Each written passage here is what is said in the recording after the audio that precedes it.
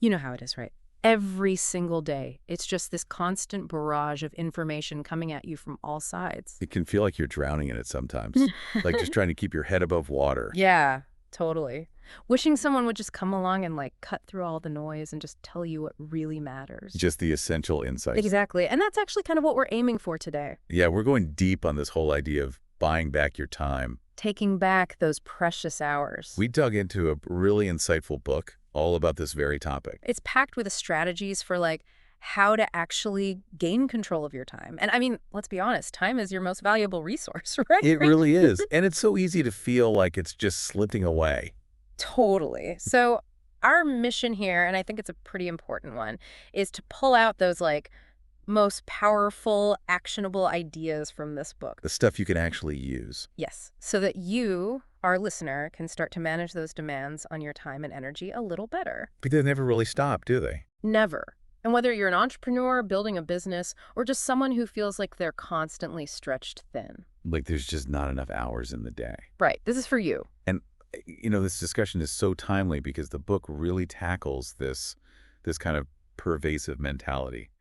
The get shut done, the GSD mindset. Oh, the hustle. Yeah. And while that can be helpful, to a point, the book actually argues that it often leads to burnout and can actually hinder progress in the long run.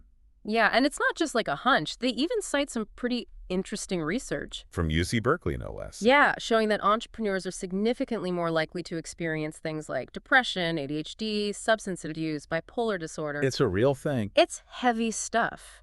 That constant pressure, it takes a toll. So we're not just talking about being more productive. We're talking about your well-being, your overall well-being. Right, like sustainable success, not just burning out in a blaze of glory. Exactly. So over the course of this deep dive, we're going to unpack some of the most impactful concepts from the book, offering a different path forward. Okay, so let's jump in. One of the core concepts in the book is this idea of the buyback principle. It's the foundation, really. Basically, it suggests that as entrepreneurs, we should be using our resources, and that often means financial resources, to strategically buy back our time. Not just mindlessly throwing money at things, but being really deliberate about it. Yes, exactly. And it's not just about freeing up your schedule, it's about reinvesting that time into activities that are going to have a huge impact. Disproportionately high impact, both on your business and your personal fulfillment. Right, it has to be both. And the book tells this really compelling story about this founder, Stuart, who was just like on the verge of collapse. Stress, overwhelm, even though he had a team in place. It wasn't about not having help, it was about something else. The real issue is that he wasn't hiring strategically. He wasn't freeing up his own time to focus on those higher level activities that really move the needle for his business. So it's a mindset shift, isn't it? It's not about hiring just to grow the business. It's about hiring to give yourself time back. Absolutely. And then using that time in a way that's not just good for you, but that also generates more value and income for the business. It's like this positive loop, right? They actually call it the buyback loop in the book. Okay, I like that. So you start by really looking at how you're currently spending your time. And this is where a lot of people get stuck. Yeah, we don't want to look too closely sometimes. But you have to identify those tasks that are just draining you. The low value stuff. It's not really moving you forward. And then the crucial step is to transfer those tasks. Get them off your plate. Give them to someone else who can do them, maybe even better than you. Who might actually enjoy them. Imagine that. And then you take all that newly reclaimed time and you intentionally fill it with those high-value activities, the stuff that energizes you, that really lights you up. It's a continuous process, right? It's not a one-time fix. It's an ongoing cycle.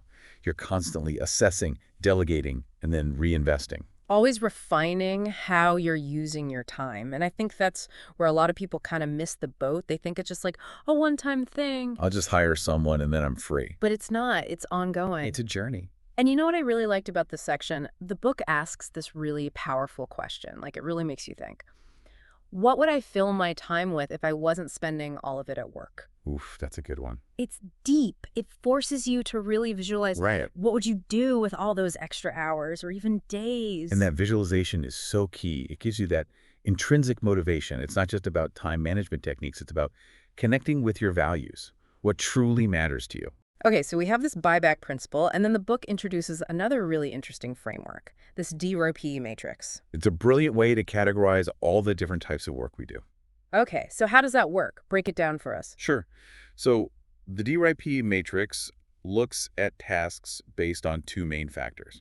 One, how much money they generate for you, and two, how much energy they give you or take away. Okay, money and energy. Got it. So that creates these four distinct quadrants: delegation, replacement, investment, and production. Okay, let's start with delegation. What kind of tasks usually fall into that category? So if I'm thinking about delegation, I'm thinking about the things that, they need to get done, but They drain you. They suck the life out of you. Yes, but they don't necessarily bring in a lot of money either. Right. Low financial return, high energy drain, prime candidates for getting them off your plate. Like what? Give us some examples. Oh, think about those routine tasks. Yeah. The tedious stuff you always put off, Mm-hmm. like managing your inbox, scheduling meetings. Oh, yeah. The things that you're like, ugh, not this again. Exactly.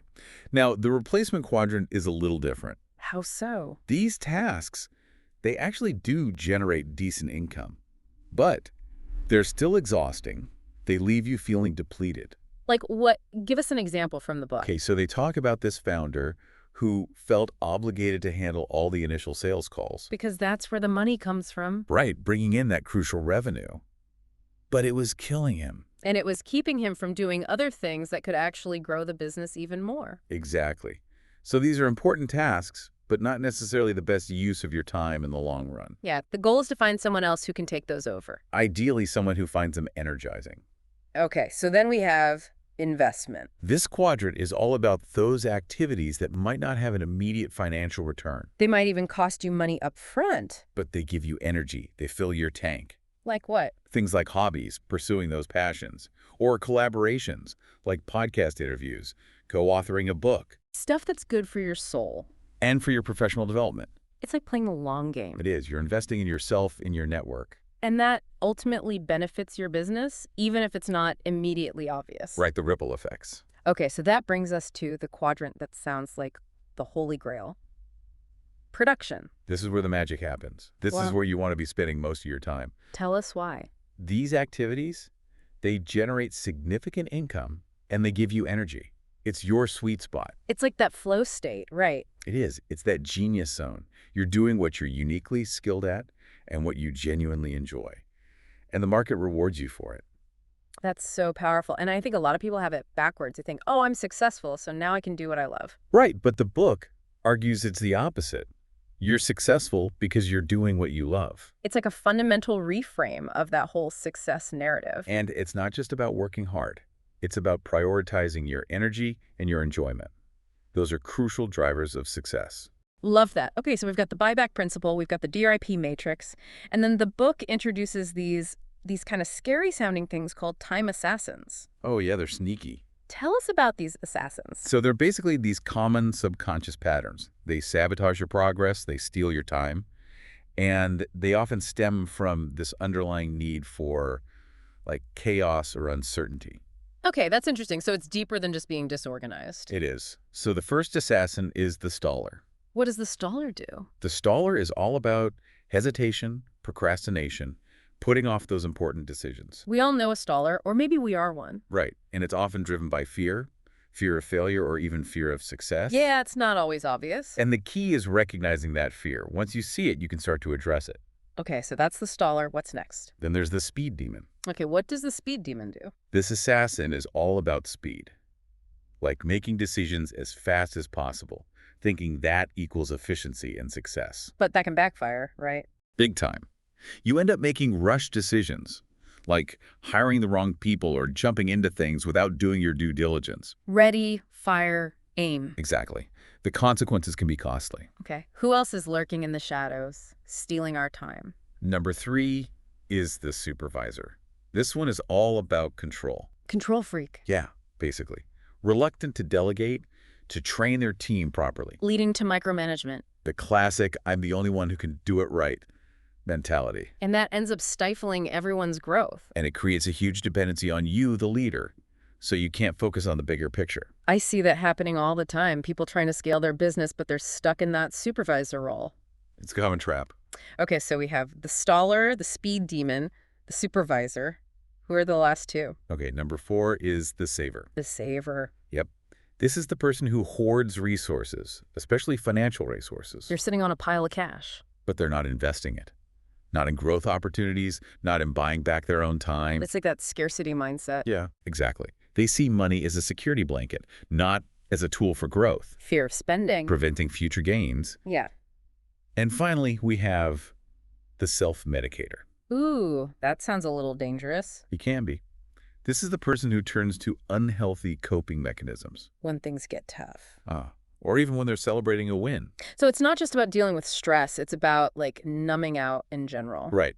Excessive food, alcohol, other vices. It's a way to escape. But ultimately, it just derails their progress and wastes their time and energy. So these time assassins, they're not just personality quirks. They're rooted in our psychology. Deeply ingrained patterns. And the book makes this point that a lot of people just cycle through these patterns without ever really addressing the root cause. Which is often this unconscious addiction to chaos. Wow, that's powerful. And the first step to overcoming them is recognizing which one is currently hijacking your time. Become aware of it. And they even suggest this fun little exercise, like print out a target and write the name of your dominant assassin on it, like a visual reminder. I love that. Yeah. Okay, so we've identified the problems. Now let's talk about solutions.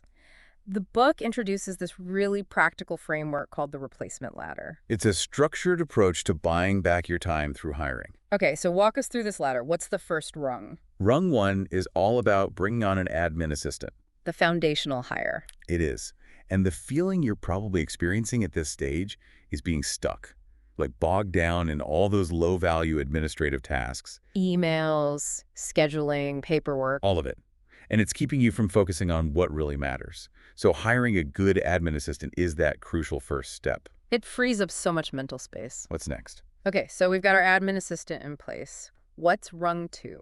Rung 2 is delivery. Delivery of what? Delivery of your core product or service. As your business grows, you're going to start feeling the strain of personally doing it all. Yeah, you can't be the one fulfilling every order or running every workshop. Right. So you need someone dedicated to handling that day-to-day delivery. So you can focus on strategy and growth. Exactly. Rung 3. What's next up the ladder? Rung 3 is marketing. Okay, this is where you start to get overwhelmed by, like, constantly having to find new customers. Right. And it takes up so much time and energy. So this is the point where you bring in someone who can really own your marketing efforts, generate those leads. So you can step back from the day-to-day marketing hustle. Okay, rung 4. Sales. You're probably feeling the weight of all those sales conversations, the follow-ups. It can be exhausting. And it keeps you from doing other things. So you hire someone who can effectively take over those sales calls, nurture those leads. Even if they're not, like, as good as you are at it initially. And the book makes this great point. 80% done by someone else is often 100% freaking awesome. I love that. It's about progress, not perfection. Okay, final rung. Rung 5 is leadership. This is the big one. It is. By this stage, you're hopefully experiencing consistent productivity, what they call flow in the book. Things are humming along.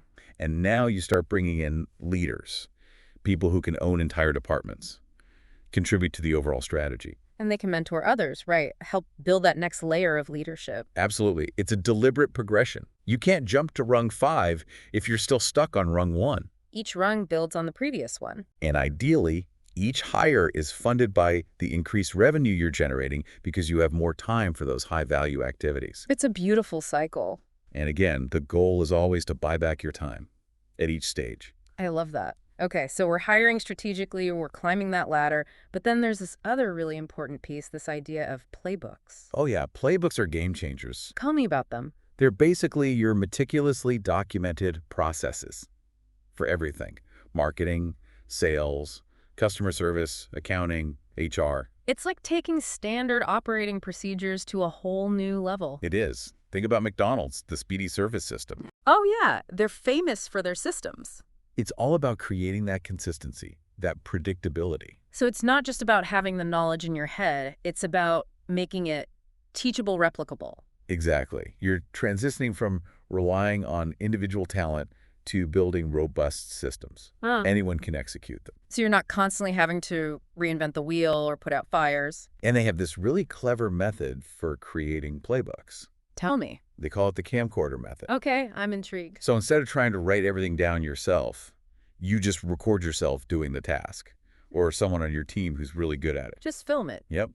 And then you give those recordings to the person you want to delegate the task to, and they create the written playbook. Brilliant. It forces them to really understand the nuances. And it often reveals things that you didn't even realize were important. The implicit knowledge. The stuff you just do without thinking. And a good playbook, it not only outlines the steps, it also includes things like the cadence, how often the task needs to be done. Okay, yeah, that's important. And a checklist to make sure nothing gets missed. So it's not just about what to do, it's about how and when to do it. Exactly.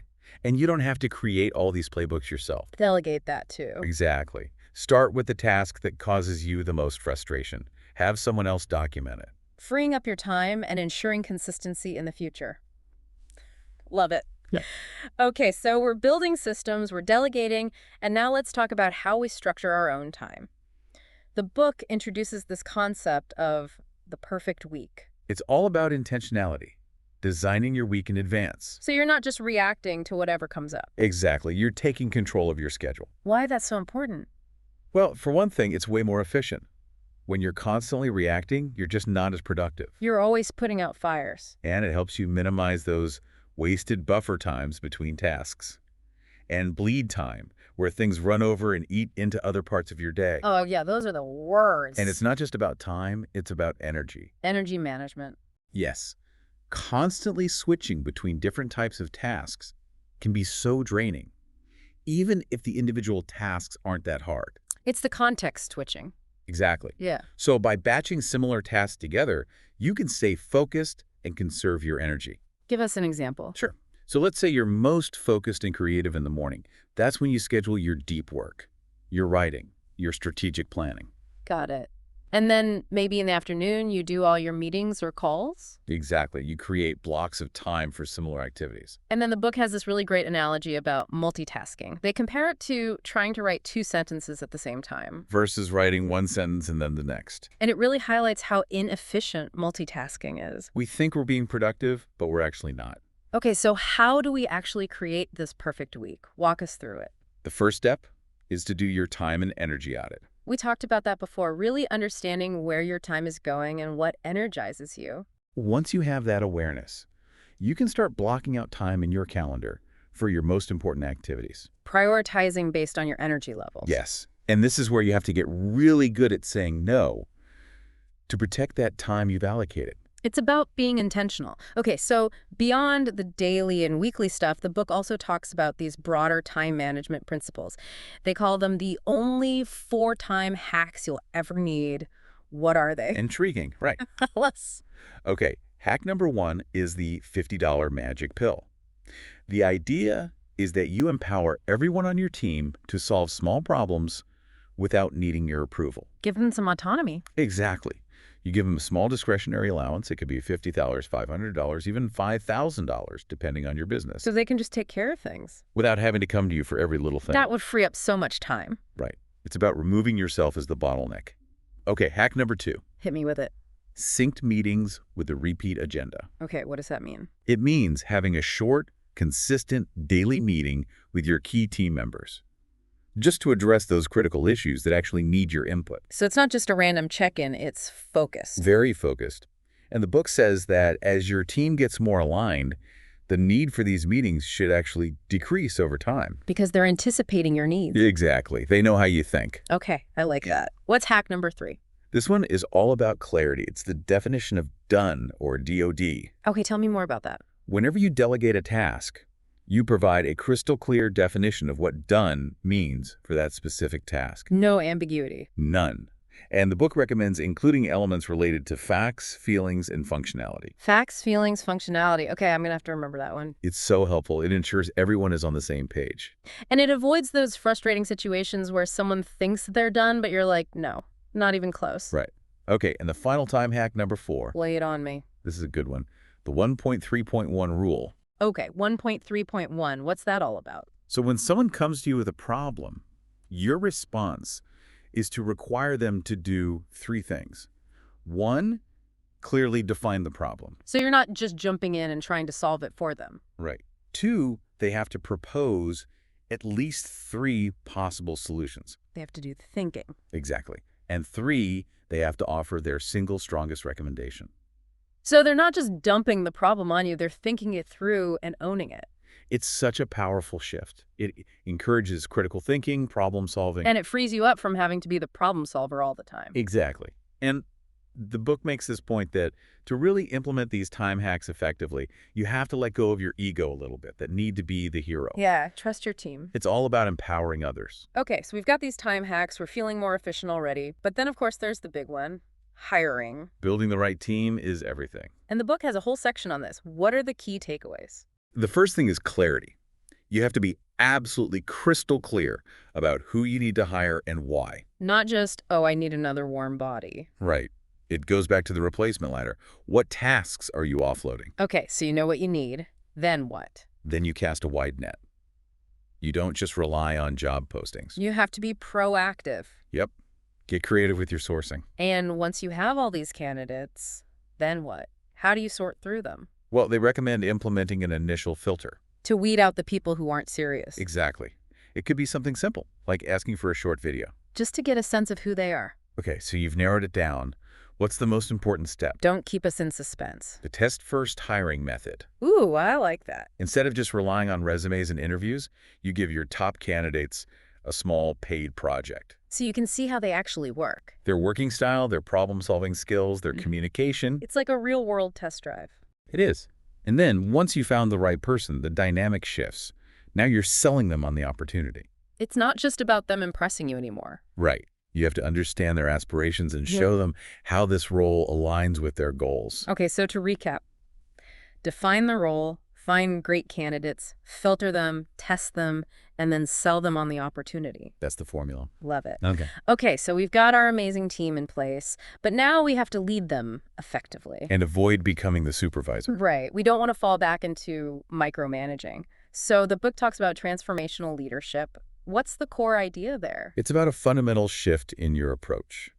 Moving away from dictating how things should be done. So you're not giving them step-by-step instructions. Right. Instead, you focus on communicating what needs to be achieved. The desired outcome. Exactly. Yeah. And you empower your team to figure out the best way to get there. You give them the freedom to be creative, to problem solve. And you trust them to do it. And you're not just saying, here's the goal, good luck.